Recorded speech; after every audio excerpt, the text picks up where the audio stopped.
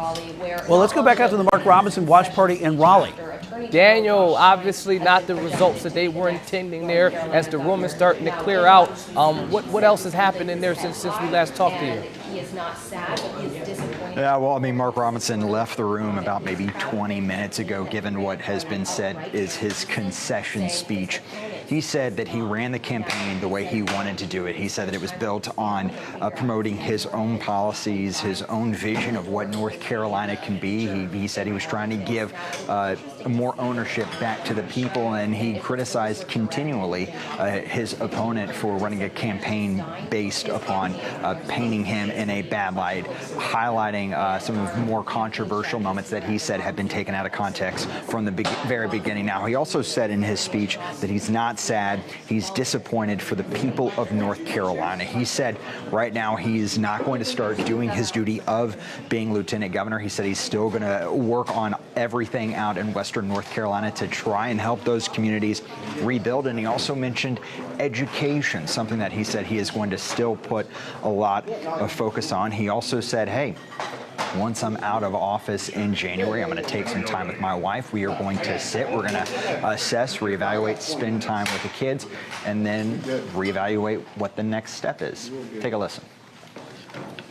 We realized what we were up against from the very beginning.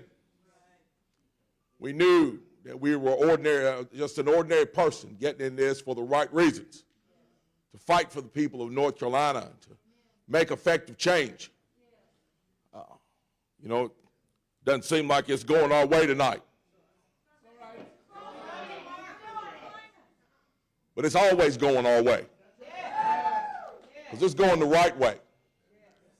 Whether people want it to or not, people of faith know it's going to go the right way. Because we've read the back of the book. And we know how this all comes to an end. Those who would promote evil and promote wrong and call it right, they do not win.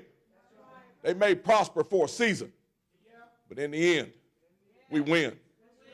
So I'm standing here now, and I'm not sad one lick. I'm a little disappointed.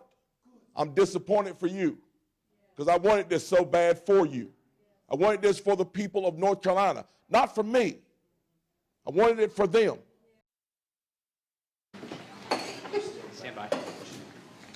Now, his campaign came out. They spoke with the media, kind of give a little debrief. They said one thing that they are going to do here in the next couple of days is deep dive into data to figure out what went wrong or where they could have done some things a little differently. Specifically, one thing that was mentioned, they acknowledged that they struggled early on in trying to put more context or correct some statements that immediately ended up in attack ads. They said that they wish they had a better ground game on trying to get ahead of that, responding to it, and giving him more of a chance. They also acknowledged the CNN lawsuit, saying that that story for them didn't have a lot of political, or they said that that had more political ramifications for him than anything else.